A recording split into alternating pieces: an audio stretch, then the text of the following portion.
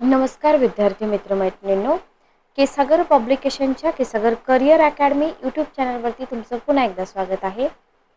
Upcoming सगळ्याच exam postpone झालेले आहेत, पण जसं मी प्रत्येक सेशनमध्ये तुम्हाला बोलते की आपल्याला आपला अभ्यास पोस्टपोन नाही करायचा आहे. त्यातल्या त्यात जे विद्यार्थी राज्यसेवा देत आहेत, कारण का हा तुमचा लास्ट अटेम्प्ट असेल जो ओल्ड पॅटर्ननुसार होणार आहे. सो ही एक सुवर्ण संधी समजा आणि तुम्हाला अभ्यासाला जो एक्स्ट्रा वेळ मिळालेला आहे त्याचं नक्कीच फायदा करून घ्या. ठीक आहे. तर जिओग्राफी विषय आपण स्टार्ट केला होता. जिओग्राफीमध्ये आपण बघत आहोत मानव भूगोल, जिथून तुम्हाला 2 ते 4 मार्काचे क्वेश्चन येतात, कधी कधी 6 मार्काचे सुद्धा येतात. सो मानव भूगोल हा जो विषय आहे, नवीन एडिशन आपल्या वेबसाईटवरती अवेलेबल आहे. मानव भूगोल मूळ लेखक आहेत माजिद हुसेन सर, अनुवाद केलाय केसागर पब्लिकेशन यांनी. मानव भूगोल तुम्हाला प्रिलियम सोबतच मेन्सला देखील उपयोगी पडते, त्याच्यामुळं सेशन व्यवस्थित बघा. तुमचे मार्क्स इथून कुठेही जाणार नाहीत. एकाच पुस्तकामधून तुमचे सगळे मार्क्स कव्हर होतील. ठीक आहे. पुस्तक कसं मागवायचं? ऑफिशियल वेबसाईटवर मागवू शकता किंवा तुम्ही ॲमेझॉन फ्लिपकार्टवरून पण मागवू शकता किंवा बुक हाऊसला जाऊन पण तुम्ही पुस्तकं घेऊ शकता. ठीक आहे. ओके. तर मानव भूगोलमधील आदिवासी हा टॉपिक आपण कंप्लीट केलेला आहे. मला वाटतं स्थलांतर मायग्रेशन टॉपिक कंप्लीट केला आहे आपण. आदिवासी जमाती कंप्लीट केल्या, सेटलमेंट आपण कंप्लीट करणार आहोत. आज आपण बघतोय ॲग्रिकल्चर. ॲग्रिकल्चरवरती खूप जास्त क्वेश्चन येतात, लक्षात घ्या, व्यवस्थित समजून घ्या. तर स्टार्ट करूया आपण. बघा, शेतीचा उगम आणि इतिहास जर तुम्ही बघितला, ओरिजिन आणि हिस्ट्री जर बघितली, तर आपल्याला माहिती आहे की शेती ही मानवाची प्रमुख आर्थिक क्रिया आहे, बरोबर. पण ही क्रिया मानवाने सर्वप्रथम केव्हा कुठे सुरू केली याच्याविषयी शास्त्रज्ञामध्ये भिन्नता आहे, बरोबर. आता हे काय आपल्याला एक्झाममध्ये विचारत नाहीत. मानवी शेतीचा इतिहास जो आहे ना, खूप प्राचीन घटना आहे. स्थायी जीवन जगण्यास सुरुवात केल्यानंतर घरी राहणाऱ्या स्त्रियांनी काय केलं, घराच्या सोबती, आताही आपण बघतोय घराच्या पाठीमागं परसदार असतं, बरोबर. तर तिथं भाजीपाला वगैरे लावलेला असतो. तर अशाच प्रकारे जंगली बियांची लागवड करून शेतीला सुरुवात केली असं इथं म्हटलं गेलंय. ठीक आहे. ओके. आणि पुढं काय झालं, शेतीची उत्क्रांती झाली. आता इथं तुम्हाला नैऋत्य आशिया, आग्नेय आशिया, चीन आणि जपान, मध्य आशिया, भूमध्य सागरी प्रदेश या ठिकाणीची शेतीची लागवड आहे त्याच्याबद्दल इन्फॉर्मेशन दिलेली आहे. 100% क्वेश्चन येतात. सिलेबसचा हा पार्टच आहे. तर नैऋत्य आशियामध्ये जर आधी तुम्हाला जगाचा मॅप माहीत पाहिजे, लक्षात ठेवा, जगाचा नकाशा माहीत पाहिजे. ठीक आहे. नैऋत्य आशिया कोणता भाग आहे, त्याच्यामध्ये कोणते देश येतात हे आपल्याला माहीत पाहिजे. ग्रीस, सिरिया, तुर्कस्तान, इस्रायल, जॉर्डन आणि इराक व इराण या देशामध्ये शेतीला सुरुवात झाली. ठीक आहे. नैऋत्य आशियामध्ये पुरातत्वीय साधनांच्या आधारे जर बघितलं, आता हे जे टाइम आहे ना, हे तुम्ही नका लक्षात ठेवू, फक्त देश लक्षात ठेवा. हा जो प्रदेश होता नैऋत्य आशियाचा, जंगली वनस्पती, बार्ली, वाटाणा, चणा, खरबूज, इतर भाजीपाला यांची लागवड केली जात होती. ठीक आहे. वाविलॉब यांच्या मते या प्रदेशामध्ये 24 फळांच्या जाती वगैरे होत्या, पण हे फळांच्या जाती वगैरे तुम्हाला विचारणार नाहीत. फक्त नैऋत्य आशियामध्ये कोणत्या देशामध्ये शेतीला सुरुवात झाली होती हे तुम्ही लक्षात ठेवा. ठीक आहे. नेक्स्ट आहे आग्नेय आशिया. हे प्राचीन शेतीच्या उगमाचं केंद्र आहे. बघा, आग्नेय आशिया प्राचीन शेतीच्या उगमाचं केंद्र आहे. आग्नेय आशियातील Bharat, Bangladesh, Myanmar, Thailand, Vietnam, Malaysia, Indonesia, Sri Lanka, Pakistan या देशामध्ये शेती व्यवसाय अस्तित्वात होता, लक्षात घ्या. थायलंडमधील जी गुहा आहे त्या गुहेतील पुरातत्वीय साधनांच्या आधारे या परिसरामध्ये 9000 बीपी दरम्यान शेंगवर्गीय पिकाची लागवड केलेली आढळून आलेली आहे. ठीक आहे. तांदूळ हे या प्रदेशातील प्रमुख पीक होते. याच्याशिवाय ऊस, नारळ, केळी, बांबू यासारख्या पिकाची लागवड पण इथं केली जात होती. ठीक आहे. लक्षात ठेवा, आग्नेय आशियामध्ये. त्याच्यानंतर चीन आणि जपानमध्ये जर तुम्ही बघितलं, उत्तर चीनमध्ये होयांग आणि वेई इथं शेती अस्तित्वात असल्याचे पुरावे आढळून आलेले आहेत. इथं मात्र शेतकरी प्रामुख्याने सोयाबीन, मका, बटाटे, कापूस, तंबाखू, भाजीपाला पिके यांचे उत्पादन घेत होते. ठीक आहे. आणि या पिकांव्यतिरिक्त शेळ्या, मेंढ्या व जनावरे यांचे पालन या प्रदेशामध्ये होत होते. इथूनच मांचुरिया, कोरिया, जपान या देशामध्ये आपल्याला शेतीचा प्रसार झालेला दिसून येतो. ठीक आहे. बघा, मध्य आशियातील अफगाणिस्तान, तुर्किस्तान, उझबेकिस्तान, कझाकिस्तान, किर्गिस्तान या प्रदेशामध्ये शेतीला प्रारंभ झालेला आपल्याला दिसून येतो. आता इथे तुम्हाला ख्रिस्तपूर्व काळ वगैरे दिलेला आहे, पण नाही केलं तरी चालेल. इथं तुम्हाला मिश्र शेतीचे प्रकार अस्तित्वात आलेले दिसून येतात. पीक लागवडी बरोबर पशुपालन इथं केलं जात होतं. फळांची लागवड इथं केली जात होते. तुम्हाला जोड्या लावामध्ये विचारू शकतात. चीन जपान देतील बटाटे कापूस तंबाखू देतील, मध्य आशिया देतील वाटाणा बदाम अक्रोड देतील. अशा प्रकारे भूमध्य सागरी प्रदेशावरती आयोग क्वेश्चन फार विचारतो. स्पेन आहे, फ्रान्स आहे, इटली आहे, अल्बानिया आहे, बोकिया, सायप्रस, युगास्लाविया. तर इथं ख्रिस्तपूर्व 4000 मध्ये शेती केली जात होती. ठीक आहे. आंबाडा, ऑलिव्ह, अंजीर, युपाईन, ओक, शतावरी इत्यादी प्रकारची पिके घेतली जात होती. लक्षात ठेवा. ओके. भूमध्य सागरी प्रदेशामध्ये कोणता भाग येतो ते देखील लक्षात ठेवा. नेक्स्ट आपण पुढे जाऊया. आफ्रिका. बघा इथं जर तुम्ही बघितलं तर याच्यावरती ऑलरेडी क्वेश्चन येऊन गेलेला आहे की नाईल नदीचं जे खोरं आहे ना तिथं शेतीला सुरुवात झाली. नाईल नदीच्या पूर मैदानी प्रदेशामधून शेतीला प्रारंभ झाला. इजिप्त आणि लगतच्या प्रदेशामध्ये शेतीचा प्रसार होऊ लागला. गहू, बार्ली, जवस, कापूस यांसारख्या पिकांची लागवड होत होती. बरोबर. याच्याबरोबरच हरिण, शेळ्या, मेंढ्या, काळवीट या प्राण्यांची पालन सुद्धा केले जात होते. आणि इथल्या शेतकऱ्यांना ताग आणि कापूस यांच्यापासून कापड बनवण्याची कला सुद्धा अवगत होती. हे आपल्याला इथं लक्षात ठेवायचं. ठीक आहे. दक्षिण अमेरिकामध्ये जर आपण बघितलं तर इथं तुम्हाला पेरू, ब्राझील, चिली, इक्वेडोर या प्रदेशामध्ये शेती केलेली दिसून येते. इथं रताळे, बटाटे, वॉलनट्स असतील, तेलबिया असतील, भुईमुग असेल यांची शेती केलेली दिसून येते. ठीक आहे. ओके. इथं लामा नावाच्या प्राण्याचा उपयोग होत होता. कुठं उपयोग होत होता? कुठल्या अमेरिकेमध्ये? दक्षिण अमेरिकेमध्ये. ठीक आहे. मध्य अमेरिकेमध्ये Mexico, Guatemala, Costa Rica, Honduras, Panama इथं शेती प्रचलित होती. ख्रिस्तपूर्व 3500. आता टाइम पिरियड नाही लक्षात ठेवला तरी चालेल. इथं सूर्यफूल आणि तंबाखू मूळ पिकं म्हणून ओळखली जात होती. ठीक आहे. हे कंटेंट तुम्हाला फक्त आणि फक्त जोड्या लावामध्येच विचारलं जाईल. बाकी तुम्हाला जास्त काही विचारलं जाणार नाही. ठीक आहे.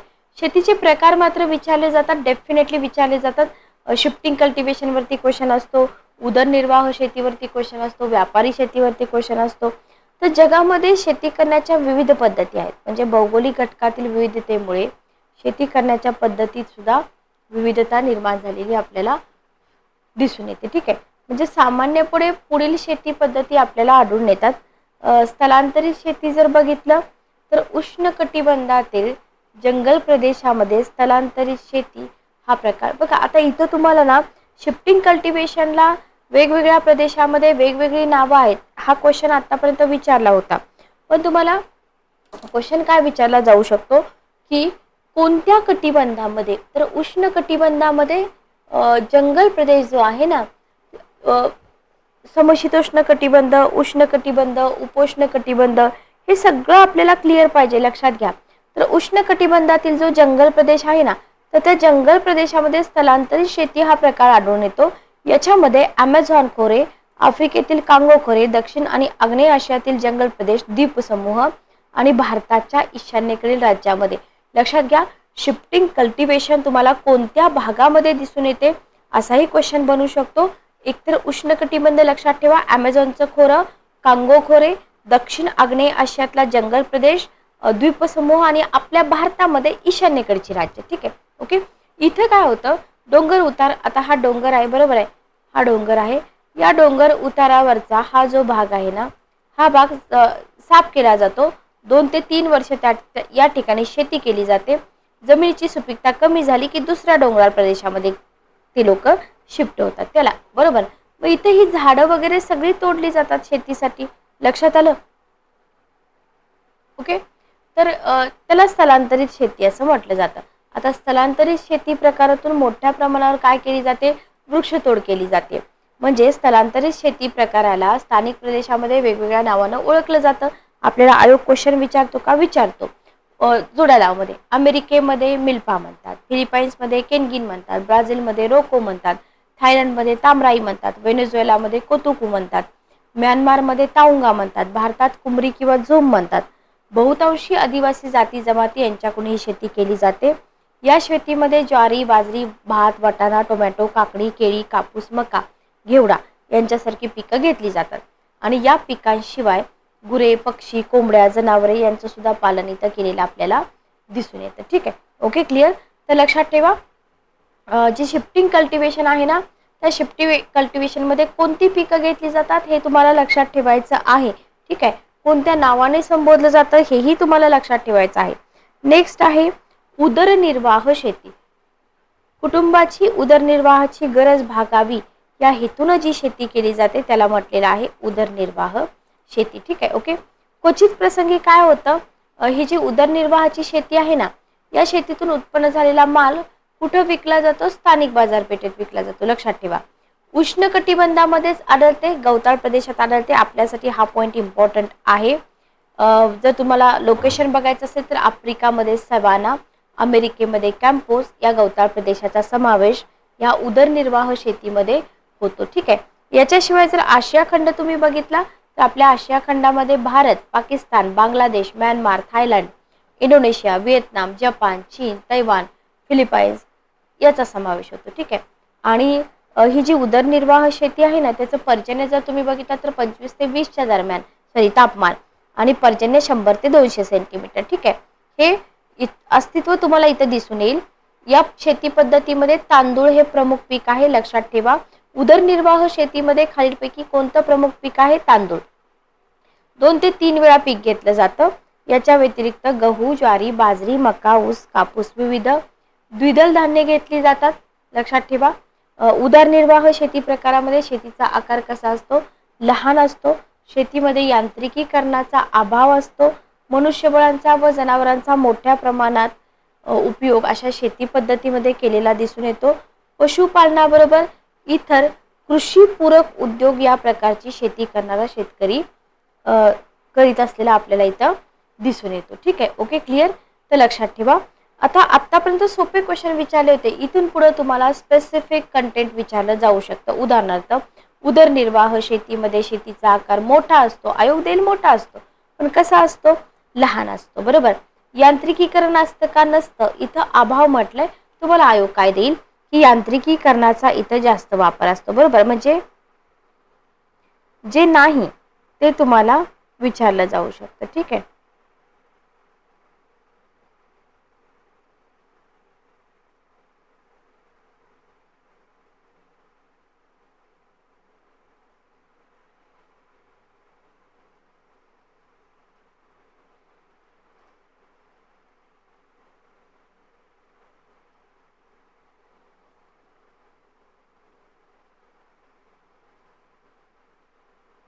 चला नेक्स्ट आपण पुढे जाऊया.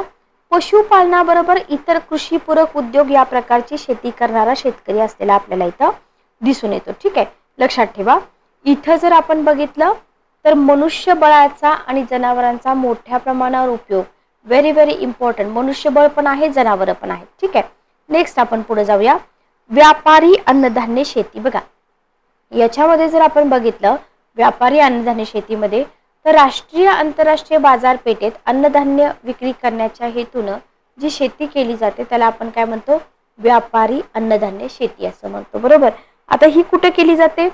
समशीतोष्ण कटिबंधामध्ये केली जाते, जो गवताळ प्रदेश आहे. लक्षात ठेवा बरं का. समशीतोष्ण कटिबंध, गवताळ प्रदेश. याच्यामध्ये जर युरेशियातील जगातला सर्वात मोठा जो स्टेपी गवताळ प्रदेश आहे ना, तर तिथं तुम्हाला व्यापारी अन्नधान्य शेती केलेली दिसून येते. ठीक आहे. रशियातील क्यूज पासून सायबेरियामध्ये जो भाग आहे ना ओमस्कसचा, तिथपर्यंत तुम्हाला हा भाग दिसून येतो. संयुक्त संस्थानातील प्रेरीज गवताळ प्रदेश, दक्षिण अमेरिकेतील पंपास गवताळ प्रदेश जोड्या लावामध्ये विचारतात. प्रदेश ऑस्ट्रेलियामधला मरे डार्लिंग नदी खोरे, न्यूझीलंडमधील कॅडबरीचे प्रदेश, व्यापारी धान्य शेती तुम्हाला इथं आढळून येते. ठीक आहे, ओके, क्लिअर. साधारणपणे 200 ते 400 आणि काही ठिकाणी 1600 हेक्टर पर्यंत आकार सुद्धा तुम्हाला दिलेला आहे. गहू प्रमुख पीक आहे. गव्हाशिवाय मका, बार्ली, राय, ओट यांचं उत्पादन घेतलं जातं. म्हणजे इथला ईच अँड एव्हरी पॉइंट जो आहे ना तो तुम्हाला क्वेश्चन बनू शकतो. म्हणजे तिथं तुमचा डेफिनेटली क्वेश्चन बनू शकतो. लक्षात ठेवा. ठीक आहे.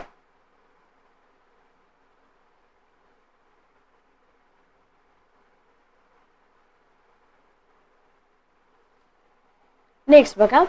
हा जो प्रदेश आहे चेर्नोझम प्रकारची मृदा आहे. पाऊस फार कमी आहे, पण इथे यांत्रिकीकरण, रासायनिक खतं, मोठे भांडवली, उत्तम बी बियाणे, उत्तम दर्जाचे रस्ते, सगळी वैशिष्ट्ये तुम्हाला आढळून येतात. म्हणजे तुम्हाला वैशिष्ट्य विचारलं जाऊ शकतं की व्यापारी शेती किंवा व्यापारी अन्नधान्य शेतीची खालीलपैकी वैशिष्ट्ये कोणती. पहिला ऑप्शन असेल प्रचंड यांत्रिकीकरण, दुसरा ऑप्शन असेल रासायनिक खतांचा वापर, तिसरा ऑप्शन असेल मोठी भांडवली गुंतवणूक, चौथा ऑप्शन असेल उत्तम बी बियाणांचा वापर, पाचवा ऑप्शन असेल उत्तम दर्जाचे रस्ते वाहतूक. तर इथं तुम्हाला अशा प्रकारचे क्वेश्चन बनवू शकतात. ठीक आहे. ओके. मिश्र शेती काय असते बघा, एकच शेती आहे, ही शेतजमीन आहे. बरोबर, ही शेतजमीन आहे, ए नावाची शेतजमीन आहे. या शेतजमिनीतून चक्रीय पद्धतीने अनेक पिके घेतली जातात. ठीक आहे. ओके. कधी गव्हाचं पीक घेतलं जाईल, कधी भुईमुगाचं घेतलं जाईल, कधी इतर घेतलं जाईल, तर त्याला म्हटलं जातं मिश्र शेती. बरोबर. आणि अशा शेतीतून अन्नधान्य, भाजीपाला, पशुपालन, पशुखाद्य, व्यापारी पिकांची लागवड केलेली दिसून येते. संमिश्र शेती ही समशीतोष्ण कटिबंधातील दाट लोकवस्ती असणाऱ्या देशामध्ये केली जाते. लक्षात घ्या, संमिश्र शेती कुठे केली जाते, समशीतोष्ण कटिबंधामध्ये. व्यापारी शेती कुठे केली जाते, समशीतोष्ण कटिबंधामध्ये. ठीक आहे. पश्चिम युरोपमधील great Britain, France, Spain, Portugal, Denmark, Netherland, Germany या देशांचा समावेश होतो. उत्तर अमेरिकेतील ओहिओ, इंडियाना, आग्नेय कॅनडा याच्याशिवाय ऑस्ट्रेलियाच्या आग्नेय अर्जेंटिनामधील पंपास इत्यादी भागात हा शेती प्रकार अस्तित्वात आहे. बघा, मिश्र शेतीमधून साधारणपणे 3 ते 4 पिके वर्षभरात घेतली जातात. बरोबर. त्याच्यामुळे ही जी शेती असते ना, वर्षभर पिकांखाली असते. वैशिष्ट्य आहे वर्षभर पीक म्हणजे मजुरांना वर्षभर काम. बरोबर. गहू, तांदूळ, अन्नधान्याची कोबी, घेवडा, वाटाणा ही पिकं जी आहेत ना, तर ही पिकं इथं घेतली जातात. लक्षात ठेवा. संमिश्र शेती हा व्यवसाय जो आहे ना, आदर्श हवामानाच्या प्रदेशात विकसित असल्यामुळे काय होतं, इथं प्रगती दिसते आपल्याला शेतीची. म्हणजे शेतीचं उत्पादन वाढवायचं आहे तर काय केलं जातं, सुधारित बी बियाणे वापरले जातात, कीटकनाशकांचा वापर केला जातो. मांस आणि दूध उत्पादनाच्या हेतूने मोठ्या प्रमाणावर जनावरांचं पालन केलं जातं. कृषी उत्पादने राष्ट्रीय आंतरराष्ट्रीय बाजारपेठेत पाठवली जातात. त्याच्यामुळे वाहतूक साधने, शीतकरणांच्या सोयी उच्च प्रतीच्या आढळतात. ओके. त्याच्यानंतर आहे मळ्याची शेती. बघा, उष्णकटिबंधातील प्रदेशामध्ये मोठी भांडवली गुंतवणूक करून कुशल अकुशल मजुरांचा वापर करून आधुनिक तंत्रज्ञान आणि यंत्रसामुग्रीच्या सहाय्याने काय केलं जातं, आंतरराष्ट्रीय बाजारपेठेत विक्री करण्याच्या हेतूने जी शेती केली जाते त्याला म्हटलेलं आहे मळ्याची शेती. ठीक आहे. मळ्याच्या शेतीची सुरुवात कोणी केली, मळ्याच्या शेतीची सुरुवात युरोपियन लोकांनी केली. बरोबर. त्याच्यामुळं युरोपियन वसाहती प्रदेशामध्येच तुम्हाला मळ्याची शेती दिसून येईल. उष्णकटिबंध, मोठी गुंतवणूक, कुशल अकुशल मजूर, हे सगळं तुम्हाला एक्झाम मध्ये विचारलं जातं. क्वेश्चन पेपर तुम्ही काढून बघा. याच्यामध्ये Bharat, Malaysia, Indonesia, Sri Lanka, Philippines, Thailand, Myanmar, Taiwan, Brasilia, Argentina, Venezuela, आफ्रिकेचा पश्चिम, मध्य पूर्व आणि कांगोचे खोरे. बघा, तर एवढ्या ठिकाणी तुम्हाला ही शेती व्यवसाय दिसून येतो. मळा शेती विस्तृत जमिनीवर केली जाते. आकार किती असतो, 100 ते 200 एकर. ठीक आहे. उष्ण हवामान, भरपूर पर्जन्य, पिकांची लागवड ही वैशिष्ट्य आहेत. चहा, कॉफी, रबर, नारळ, केळी, अननस. लक्षात ठेवा बरं का. ही शेती लोहयुक्त मृदा, डोंगर उतरणीवरती केली जाते. बरोबर. मोनोक्रॉप म्हणजे एक पीक संरचना कोणत्या शेतीमध्ये दिसून येते, तर इथं दिसून येते. मळा शेती ही प्रगत शेती म्हणून ओळखली जाते. लक्षात घ्या. मोठ्या प्रमाणावर भांडवली गुंतवणूक केली जाते. त्याच्यामुळे मजूर, तंत्रज्ञान, संशोधन आणि व्यवस्थापनावरती मोठ्या प्रमाणावर खर्च केला जातो. ओके. आंतरराष्ट्रीय बाजारपेठेमध्ये हेतू काय असतो, विक्री. बरोबर. त्याच्यामुळे पीक उत्पादन मोठ्या प्रमाणावर. मालाची गुणवत्ता टिकवण्यासाठी इतर संशोधनात्मक प्रयत्न केले जातात. इतर कोणत्या शेती पद्धतीमध्ये केले जात नाहीत, हेही तुम्ही लक्षात ठेवा. त्याच्यामुळे मळा शेती परिसरात विविध पिकांच्या प्रयोगशाळा पण स्थापन झालेल्या आहेत. विधान आणि कारणमध्ये विचारलं जातं की मळा शेतीचा जो परिसर आहे तिथं प्रयोगशाळा का स्थापन झालेल्या आहेत. भारतातील आसाममध्ये टोकलाई येथे सर्वात मोठे चहा संशोधन केंद्र आहे. ठीक आहे. Okay, clear. नेक्स्ट बघा, ट्रक शेती ऑब्लिक बाजाराभिमुख शेती. नगर आणि महानगरच्या सभोवतालच्या शेतजमिनीतून फळे, भाजीपाला, फुले यांचे मोठ्या प्रमाणात नगरातील बाजारपेठेत विक्री करण्याच्या हेतूने जी शेती केली जाते त्याला ट्रक शेती म्हणतात. ठीक आहे, ही पण सखोल पद्धतीची शेती आहे. अत्यंत लहान व महाग शेतजमिनीच्या तुकड्यावर शेती केली जाते. शहरातला श्रीमंत वर्ग जो असतो ना, या बाजाराभिमुख शेतीचा काय असतो, तो ग्राहक असतो, लक्षात घ्या. त्याच्यामुळं दररोज ताजा माल बाजारपेठेमध्ये पाठवला जातो. ट्रक शेतीमध्ये वर्षभर पिकं घेतली जातात. भाजीपाला, रासायनिक खतांचा वापर, बहुपीक पद्धती आहे. ट्रक शेतीतून उत्पादित होणारा माल कसा असतो, नाशवंत, नाजूक, ताबडतोब विक्री करता. त्याच्यामुळं इथं जलद वाहतूक असणं फार महत्वाचं आहे. ठीक आहे, ओके. याच्यानंतर आहे दुग्ध शेती. बघा, समशीतोष्ण कटिबंधातील शहरीकरण झालेल्या प्रदेशालगत मोठ्या प्रमाणात भांडवली गुंतवणूक करून शास्त्रशुद्ध पद्धतीनं संकरित गायीचं संगोपन करून काय केलं जातं, दुग्ध शेती केली जाते. ठीक आहे, कुठं, समशीतोष्ण कटिबंध, शहरीकरण झालेला प्रदेश, मोठी भांडवल, वैशिष्ट्य लक्षात ठेवा. ठीक आहे. आता हा जो प्रकार आहे ना, दुग्ध शेती प्रकार 1950 मध्ये अस्तित्वात आला. शहरी विभागात औद्योगिकीकरणामुळे मोठ्या प्रमाणात लोकसंख्या वास्तव करू लागली.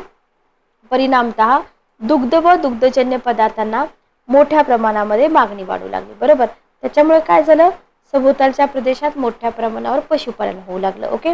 जगामध्ये 50 ते 60 अक्षवृत्ताच्या दोन्ही गोलार्धामध्ये तुम्हाला दुग्ध शेती दिसून येते. Very very important. याच्यामध्ये तुम्हाला फ्रान्स, हॉलंड, बेल्जियम, डेन्मार्क, मध्य चिली, अर्जेंटिना, कॅनडा इथं या शेतीचं अस्तित्व दिसून येतं. ठीक आहे. तर या सगळ्या पद्धती आपल्याला वारंवार रिवाइज करायच्या आहे, जेणेकरून आपल्याला एक्झाममध्ये मार्क्स मिळाले पाहिजेत. सगळं लक्षात ठेवायचं आहे. याच्यानंतर आहे शेतीवर परिणाम करणारा घटक. हेही तुम्हाला एक्झाममध्ये विचारलं जातं, सोपं आहे. तर इथं सोपं तर आहे, पण तुम्हाला काय लक्षात ठेवायचं आहे की शेतीवरती अनेक घटकांचा परिणाम होत असतो. ठीक आहे, त्याच्यामध्ये प्राकृतिक घटक आहेत, आर्थिक घटक आहेत, तांत्रिक पण आहेत, राजकीय पण आहेत, सामाजिक पण आहेत. ठीक आहे. प्राकृतिक घटक जर तुम्ही बघितलं, शेतीवर परिणाम करणाऱ्या घटकामध्ये प्राकृतिक घटकांची भूमिका कशी असते, प्रमुख असते. बरोबर, शेती हा निसर्गाशी प्रत्यक्ष संबंध असणारा व्यवसाय. त्याच्यामुळे प्राकृतिक घटकांचा परिणाम कसा होतो, मोठा होतो. बरोबर, मग प्राकृतिक घटक कोणते, प्राकृतिक घटकामध्ये भूपृष्ठ हा घटक आहे. बरोबर, म्हणजे पर्वत, पठार, मैदान, भूपृष्ठ रचनेचा परिणाम शेतीवरती होत असतो. पर्वतीय प्रदेश कसे असतात, उंच असतात, तीव्र असतात. पर्वतीय प्रदेशावर मातीचा पातळ आणि भरड पदार्थाचा थर असतो. बरोबर, किंवा मशागतीस अडचणीची ठरते. त्याच्यामुळे इथं विकास होत नाही, लक्षात घ्या. तर याचा परिणाम होतो प्राकृतिक घटकाचा. पर्वताच्या मंद उतरणीवर शेती होऊ शकते का, होऊ शकते. उदाहरणार्थ कोकणातील सह्याद्री पर्वताच्या उतरणीवरील फळबागांची शेती. ठीक आहे. पठारी प्रदेश हे पर्वतीय प्रदेशापेक्षा सपाट भूपृष्ठ रचनेचे असतात. बघा, इथं शेती होऊ शकते का, बघा, व्यवसाय होतोच असं नाही सगळ्या पठारी प्रदेशामध्ये. उदाहरणार्थ तुम्ही तिबेटचं पठार बघा. बरोबर, म्हणजे पठारी प्रदेश आहे, पण तिथलं हवामान जर नसेल चांगलं, बरोबर, मृदा चांगली नसेल, तर शेतीचा विकास दिसतो का, नाही. तिबेट पठारावरती नाहीये, पण दख्खनच्या पठारी प्रदेशावरती हवामान, मृदा याच्यामुळे काय झालेलं आहे, शेतीचा विकास झालेला आपल्याला दिसून येतो. ठीक आहे. मैदानं शेतीसाठी अनुकूल असतात, नद्यांच्या गाळापासून बनलेली असतात. बरोबर, उदाहरणार्थ गंगेची मैदान. तर कशा प्रकारे प्राकृतिक घटकांचा परिणाम होतो हे इथं आपण बघितलेलं आहे. त्याच्यानंतर बघा, नेक्स्ट आपण जाऊया भूपृष्ठ उतार. आता इथं मंद पर्वतीय उतार आणि सूर्याभिमुख उतार, म्हणजे ऊन तर मिळालं पाहिजे. बरोबर, इथं थोड्याफार प्रमाणात होतो, पण शेतीच्या विस्ताराला, मशागतीला मर्यादा येतात. त्याच्यामुळे इथं विकास होऊ शकतो का, नाही. म्हणून अशा शेतीतील बहुतांश कार्य माणसांकडून केली जातात. प्रदेशाची उंची मॅटर करते का, डेफिनेटली करते. शेतजमिनीची उंची जर अधिक असेल तर शेती करता येत नाही, कारण का, घटक तापमान, दाब, आर्द्रता कमी होत असते. त्याच्यामुळे शेती विकसित होत नाही. हवामान सगळ्यात प्रभावशाली घटक, म्हणजे हवामान जर आदर्श नसेल तर शेतीचा विकास होऊ शकतो का, नाही. हवामानाचा प्रकार विचारात घेऊन शेतातील पीक प्रकार काय केला जातो, निश्चित केला जातो. उदाहरणार्थ गहू या पिकाची हिवाळ्यात लागवड केली जाते, कारण का, एका विशिष्ट तापमानाची किंवा हवामानाची आवश्यकता असते. बरोबर, 20 डिग्री जे तापमान आहे ना, तिथं भात पीक चांगलं वाढतं. मकेसाठी 5 डिग्री तापमानाची गरज असते. तर या गोष्टी आपल्याला इथं लक्षात ठेवायच्या आहेत. पर्जन्य पुन्हा महत्वाचा मुद्दा आहे हा.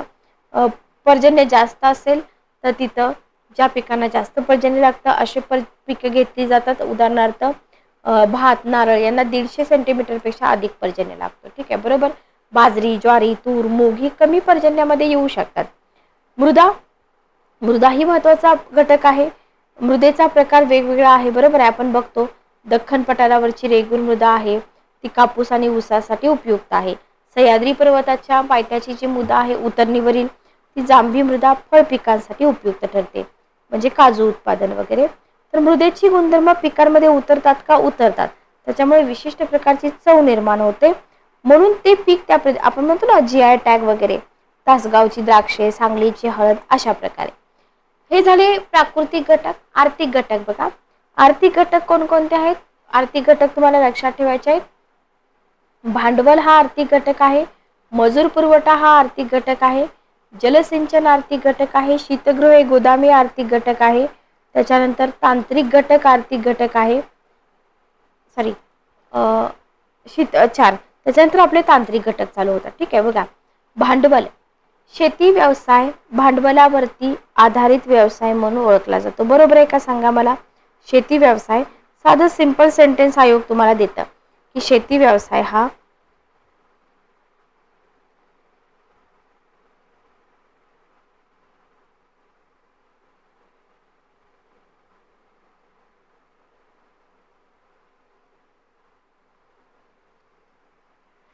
एकच मिनिट थांबा.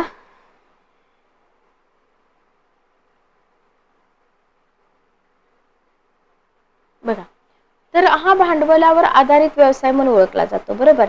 म्हणजे इथं आपल्याला सुधारणा करायची आहेत, नवीन नवीन जलसिंचनाची साधनं बसवायची आहेत, बियाणे वापरायचे, मशागत करायचे, तर इथं भांडवल लागतं. बरोबर. शेतीपूरक व्यवसायाला सुद्धा पैसा गरजेचा असतो. लागवड आणि काढणीच्या वेळी जे असते भांडवलाची गरज असते. त्यामुळे ज्या शेतकऱ्याकडे पैसा मोठ्या प्रमाणावर असतो अशा शेतकऱ्यांची शेती ही विकसित झालेली असते. लक्षात घ्या. जगातील विकसित राष्ट्रांमधील शेती विकसित होण्यापाठीमागे त्या देशातील शेतकऱ्यांकडे मोठ्या प्रमाणावर उपलब्ध असणारे जे भांडवल आहे ना, ते भांडवल कारणीभूत असतं किंवा हा घटक कारणीभूत आहे. मजूर पुरवठा, शेतीसाठी मोठ्या प्रमाणावर मजुरांची आवश्यकता असते कारण शेतीमाल बहुतांश कार्य आज ही मजुरांकरवी केली जातात. ठीक आहे. याच्यामध्ये पेरणी, भांगलणी, कापणी, औषध पुरवठा, फवारणी, संकलन याच्यासाठी मजुरांची आवश्यकता असते. ज्या प्रदेशामध्ये मोठ्या प्रमाणावर स्वस्त आणि मुबलक मजूर पुरवठा असतो ना, तिथं शेतीचा विकास घडून येतो. हे आपण इथं लक्षात ठेवायचं आहे.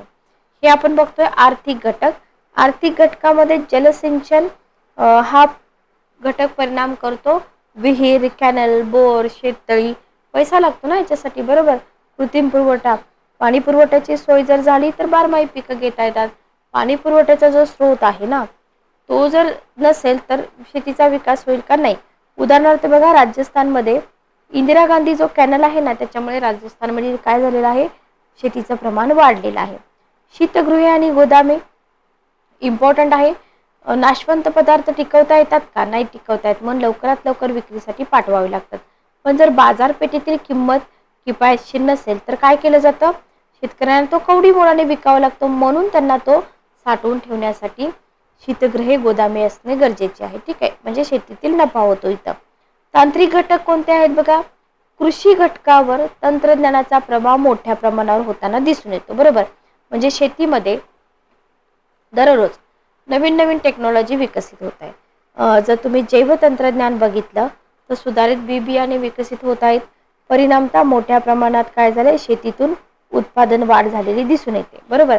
आता शेतीमध्ये जर तुम्ही बघितलं, मोठ्या प्रमाणात यांत्रिकीकरण झालेलं दिसून येते. ओके. त्याच्यामुळे काय झालंय? शेतीत बदल झालेले आहेत. इस्रायल सारखा देश आहे जिथं कमी पर्जन्य आहे, तरी सुद्धा ठिबक सिंचन, तुषार सिंचन टेक्नॉलॉजी त्यांनी वापरली आणि शेतीतून मोठ्या प्रमाणावर उत्पादन करून घेतलं. ओके. विकसित देशामध्ये काय होतं? मोठ्या प्रमाणावर शेतीचं कार्य यंत्रामार्फतच केलं जातं. त्याच्यामुळं लागवडीपासून ते काढणीपर्यंत सगळी कार्य यंत्रामार्फतच केली जातात. बरोबर. म्हणजे परिणामतः अधिकाधिक क्षेत्र लागवडीखाली आणलं जातं आणि शेतीचा विस्तार जो आहे तो इथं घडून आलेला आपल्याला दिसून येतो. ठीक आहे. Okay, clear. चला नेक्स्ट आपण बघूया. हे झाले तांत्रिक घटक. राजकीय घटक बघा, शेतावरती देशाच्या कृषी धोरणाचा परिणाम होतो का? होतो. निर्यातभिमुख कृषी धोरण जर अवलंबलं, सेंटेन्स विचारात घ्या. पहिलं सेंटेन्स असतं निर्यातभिमुख कृषी धोरण अवलंबल्यास देशातील पीक लागवडीखालील प्रमाण कमी होऊ लागतं. तर निर्यातभिमुख आणि आयातभिमुख दोन शब्दामध्ये फक्त कन्फ्युजन करतात आणि तुम्हाला क्वेश्चन विचारला जातो.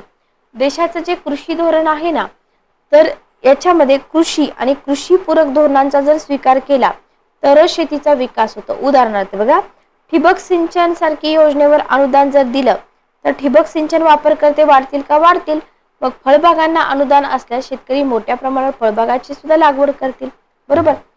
सामाजिक घटक, इथं जमिनीचे मालकी हक्क जे आहे ना ते महत्वाचे आहेत. कुळाने शेती करणारा शेतकरी शेतीचा विकास करू शकत नाही, कारण का? ती जमीन शेतकऱ्याकडे केवळ कसण्यासाठी असते. बरोबर. त्याच्यामुळे तो विकास नाही करत. म्हणून इथं आपल्याला सामाजिक घटकांचा सुद्धा परिणाम झालेला दिसून येतो. ठीक आहे. Okay, clear. तर व्हेरी इम्पॉर्टंट शेतीचे प्रकार आणि हे जे परिणाम करणारे घटक. आता प्रॉब्लेम काय आहेत बघा ॲग्रिकल्चरचे, स्पेशली आपण आपल्या भारतातल्या शेतीचे बघतोय. आपल्याकडे जर बघितलं तर अपुरं भांडवल हा सगळ्यात मोठा प्रॉब्लेम आहे. त्याच्यानंतर अल्पभूधारक शेतकऱ्यांचं अधिक प्रमाण आहे. अपुरं पर्जन्यमान आहे. अपुऱ्या सिंचनच्या सुविधा आहेत. योग्य बाजारपेठ किमतीचा प्रॉब्लेम आहे. आधुनिकीकरणाचा अभाव आहे. परंपरागत शेती करण्याची पद्धत आहे. मृदेची समस्या आहे आपल्याकडं. तर हे आहेत प्रॉब्लेम्स आणि इथं आपला हा टॉपिक संपतो. बाकी छोटे मोठे क्वेश्चन जे आहेत ना ते आपल्या टेस्ट सिरीज मधून कव्हर होतील. ठीक आहे. ओके, बघा पहिली समस्या आहे की शेती व्यवसायाला भांडवल लागतं. आपण बघितलं होतं. बरोबर. पण आपल्याकडे प्रॉब्लेम आहे पिकांची लागवड, कापणी, मळणी. तर पैसा, आता भारतातील 1/3 शेतकरी हे 1 हेक्टरपेक्षा कमी क्षेत्र असणारे आहेत. बरोबर. असेल का पैसा? नसेल. लक्षात घ्या. अल्पभूधारक शेतकऱ्यांचं प्रमाण कसं आहे बघा, जमिनीचा तुकडा जर लहान असेल तर शेतीचा विकास होऊ शकतो का? नाही होऊ शकत. भारतासारख्या देशामध्ये पिढीजात शेती व्यवसायामुळे काय झालेलं आहे, म्हणजे वाटण्या होतात, मग शेतीचं पण वाटण्या होतात, मग तुकड्याच्या स्वरूपामध्ये निर्माण होऊन जातं. आणि क्षेत्रमान लहान झालं की तिथे यांत्रिकीकरण करू शकतो का? आपण नाही करू शकत. आणि परिणामी अल्पभूधारक शेतकरी जे आहेत ना तर त्यांचं प्रमाण आपल्याला वाढलेलं दिसून येतं. ठीक आहे. Okay, clear. चला नेक्स्ट बघा, पर्जन्य निसर्गावरती आधारित हा व्यवसाय आहे. तर मोसमी पाऊस आपल्याकडे आहे. कॅनॉल, तळी यांच्या सुविधा विकसित केल्या तरच शेती होऊ शकते. खूप मोठ्या प्रमाणावर सिंचन प्रकल्प अपूर्ण आहेत, त्याच्यामुळे शेती मागासलेली दिसून येते आपल्याला. ठीक आहे. आता शेतीतील उत्पन्नाला योग्य किंमत मिळणं अपेक्षित असतं, योग्य बाजार. पण काही व्यापारी पिके वगळता किंमत मिळते का? नाही. आपण बघतो शेतकऱ्यांची कंडिशन, मोठ्या प्रमाणात कृषी मालाच्या किमती दोलायमान स्थितीमध्ये आढळतात. बरोबर. हमी भाव मिळाला जात नाही. उदाहरणार्थ कांदा असेल, सोयाबीन असेल. पुढचा प्रॉब्लेम आहे आधुनिकीकरणाचा अभाव. विकसित देशांच्या तुलनेत विकसनशील देशामध्ये काय, कृषीतील तंत्रज्ञानाचा प्रचंड अभाव आपल्याला इथं दिसून येतो. ठीक आहे. ओके.